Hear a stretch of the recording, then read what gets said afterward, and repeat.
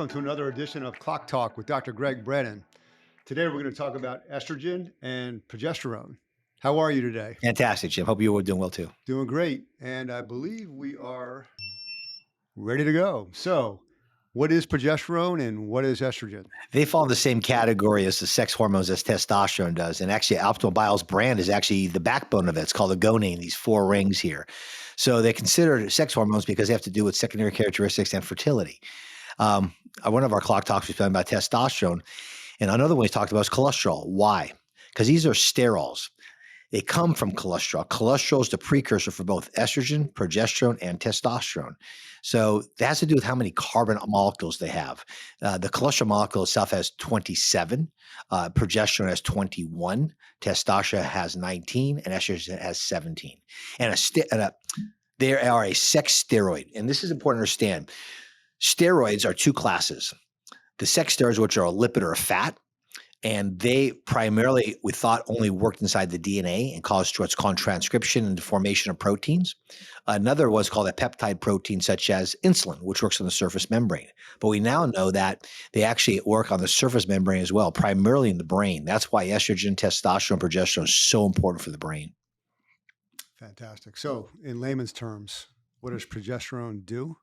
And what does estrogen do? We'll start with estrogen first. Let's first go over the cycle about fertility. So in a woman's, when they start to cycle, it's called menarche. It means cycling means they're releasing an egg that month, and menopause is when it ends. So the cycle changes roughly a 28-day cycle. The first 14 days is called proliferative phase, where the estrogen is forming from testosterone within the ovary. So the testosterone converts to estrogen. It goes higher, and when it gets high enough, around 200 to 400, what's called picograms per deciliter, it tells the brain, hey, we have plenty of estrogen now. Let's ovulate. And the ovary will change the structure called the corpus luteum, which now releases progesterone. Progesterone in Latin means progestation, pro-life. So it supports the baby inside the womb. And if there's not a pregnancy, then the drop of progesterone will then slough off the layer to go again. So that's its fertility cycles aspect of it. But what else does it do? Well, the ovary makes estrogen.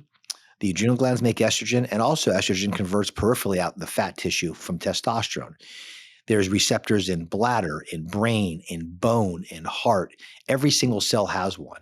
Progesterone, besides for the corpus luteum aspect of holding a baby in there, it also works on the brain. That's what's very, very important. It's actually a neurosteroid in the brain. It actually protects what's called a GABA, which is an inhibitory receptor that actually keeps the brain calm.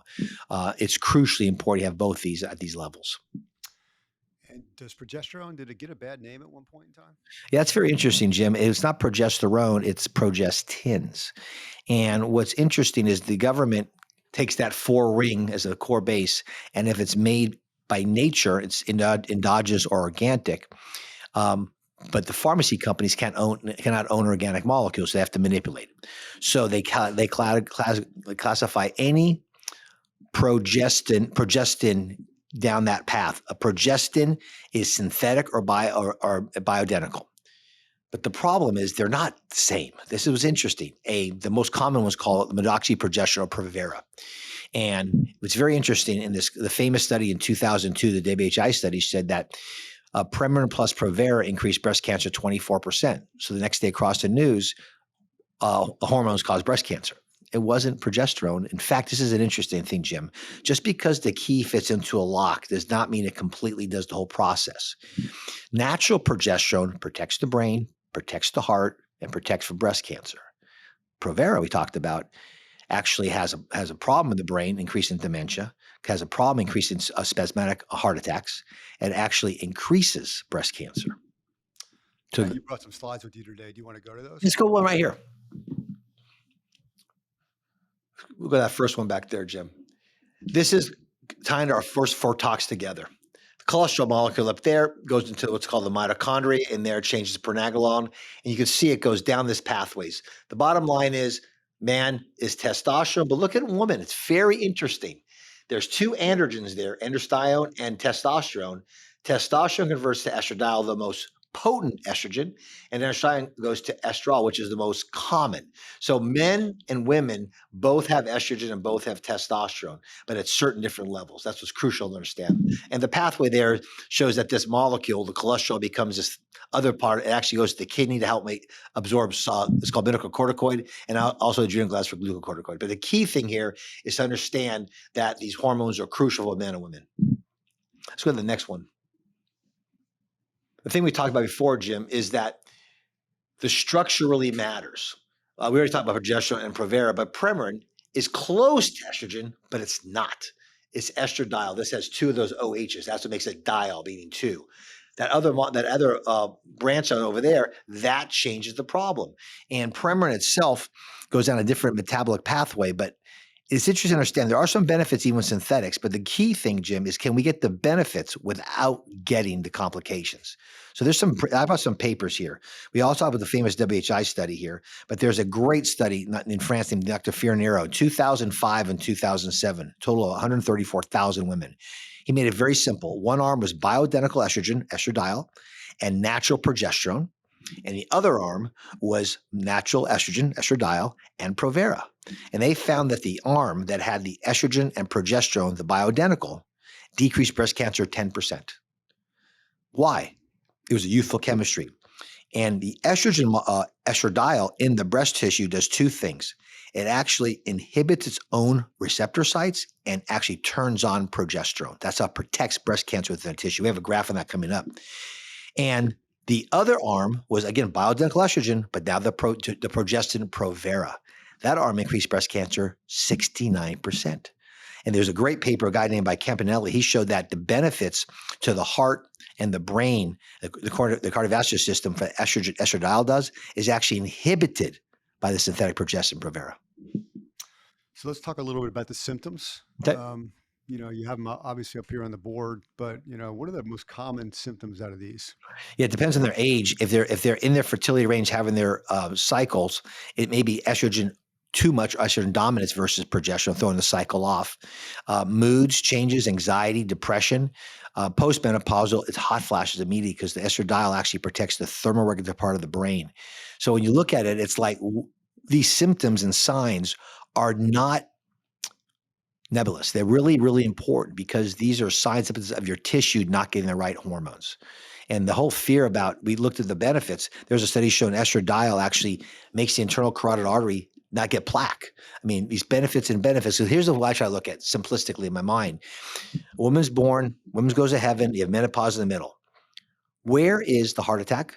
Where's the stroke? Where's the breast cancer? Where's the dementia? Where's the osteoporosis? Where's the pelvic area changing? It's on this side. What's different on this side? Lack of estradiol, lack of testosterone. And what disrupts these hormones?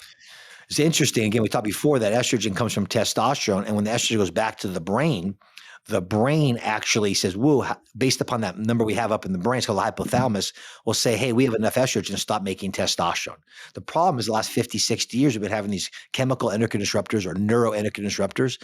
These are molecules that act like or look like estrogen. So it tricks the body that they're making enough estrogen when they're not. So that's what happens is these numbers are thrown off the production of both estrogen and testosterone by these chemicals. So in some cases, I did a podcast last week with an individual who was low in progesterone, didn't know it, and suffered 7 miscarriages. And then eventually got her progesterone tested and, takes progesterone now, and she's been able to deliver 2 healthy kids. In your past practice, did you find that to be a common situation? Yeah. One of my specialties within my OB practice was recurrent miscarriage. It depends on the trimester, but what you're talking about there is the first trimester miscarriages. If it's not chromosomal, the next one is called luteal phase defect. That's again where the estrogen gets high enough, but not high enough to release the progesterone. Back to its name, progestation, pro-life. So that works in concert with the other risk factor, which is actually micro blood clots within the placenta. So actually the progesterone helps protecting the baby in there as well to keep that. Progesterone relaxes smooth muscle. And then if you have like baby aspirin will actually stop the blood clots from forming within the placenta. So those are the 2 major causes of after chromosome abnormalities of recurrent miscarriage. Do you you have other slides? Yes, we do. Let's go to the next one. We'll go how our body has to eliminate this stuff. So this is what we talk about in the breast tissue. The breast tissue is, we hear that estrogen causes breast cancer. And this is a very, very, I'm hoping we just spoke about, it's the synthetic progesterone that throws the system off. Because within the breast tissue, the way the body makes testosterone to E2 and testosterone to E1, the estrogen molecule itself, through the sulfur-transferase reaction, actually takes that estrogen out of the breast tissue. It actually, again, stimulates the production of the progesterone, which is that balances the estrogen and turns off its own production. So it's actually protective of breast tissue, not the fallacy we hear. We do at Optimal Bio, we give estradiol and natural progesterone. So I want to show one other thing, Jim. This has to do with the elimination of it, and this is crucially important. When you take a molecule that's identical to our body makes, then the body knows how to utilize it, to metabolize it, and to eliminate it. And when it goes to the elimination pathways, those molecules themselves can have receptor sites. This is important. Estrogen has 2 receptor sites. They have an alpha and a beta. There are 3 major estrogens, E1, E2, E3. We had that on the last slide. No need to go back on that. But the bottom line is this, that E1 is more plentiful in the postmenopausal age. Again, where most of these risk factors have is because of this. There are 2 receptor sites, I said, an alpha and a beta. The alpha is more potential growth. The beta is more negative growth. And the E2 within the breast tissue, and the most potent one within the bones, the heart, the brain, is balanced 1-to-1. It's the E1 that is a 5-to-1 growth. So the goal is we're going to eliminate a pathway that makes that metabolite go down the beta pathway. So therefore, will not stimulate. And that's what we do here. The yellow goes, the blue one right here is the one that goes down the 2. The 2 becomes methylated down this pathway called COMT, which is more of a beta or protects it. The yellow is where, believe it or not, that's where that's where oral estrogen, the birth control pills go down that pathway, which can actually increase the alpha as well. And the orange down here is where Premarin goes down. It's a different pathway. What we want to do is to give the estradiol, which is bioidentical, down the best pathway, which is the green. We use a thing called DIMS from broccoli, Brussels sprouts. It helps lower the bad metabolites to eliminate when you urinate. Where does magnesium play in this whole thing? Wow. Well, magnesium is a cofactor, copper, zinc, all of them are just cofactors for these processes to help. A cofactor doesn't make the process go, it makes it go more efficiently. That's how it works. Okay. Is there such thing as too much estrogen or too much progesterone? That's very interesting. I would say when they're in balance, the answer is no. The key is the balance. A young woman, again, too much may be actually a PMS problem again, because let's go back to the progesterone. Progesterone makes a known neurosteroid, which protects the brain. In fact, we at Optimal Bio, we give a oral progesterone. Why? We do not give oral testosterone. We do not give oral estrogen because those 2 will affect the liver. So we give it via subcutaneous tissue and under the fat tissue, and that dissolves at a steady state, just the way your glands would do it. But taking oral progesterone does not affect the liver. It actually gets changed, called 5-allopregnanolol, in the liver to the brain. That actually is a known neurosteroid that protects the brain. So route for all these molecules make a difference. Route and the levels to get to. So can you have too much estrogen?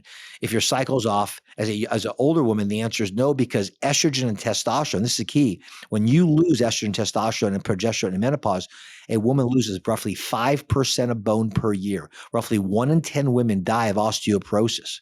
That's a huge number when they break their hips and they die within 6 months. So testosterone, progesterone primarily make the bone. Estrogen slows down its reabsorption. So if you go on pellets, they show multiple different pathways, creams, patches, but a pellet increases regardless of age and menopause, 8.3% of bone per year. So osteoporosis goes to 0. So there's certain common medications out there that postmenopause females are taking that would be a drain on estrogen? Well, the biggest one is the one that actually is a drain on cholesterol is statin. Statins actually block cholesterol. But in a postmenopausal woman, this is important to understand, they do not make it no matter what they do. So what we want to do is we want to get their youthful chemistry by adding bioidentical hormones so that their body may be 60, but the hormones are 20. That's how we had this idea, this perfect merging of the benefits of youth with the wisdom of age. Fantastic. We have about 34 seconds left. Anything else you want to add? The key thing here is to understand that The way the structure looks is crucially important. We're not reinventing anything. Let's use what nature made, use that same structure with the levels that are optimal prior to them being wiped out by the environment. And as always, know your body and be sensitive to how you feel, and don't accept the common answer from the regular doctors. Normal for your age. Eliminate that. All right. Well, you heard it here today, progesterone and estrogen. Thank you, Dr. Brannon.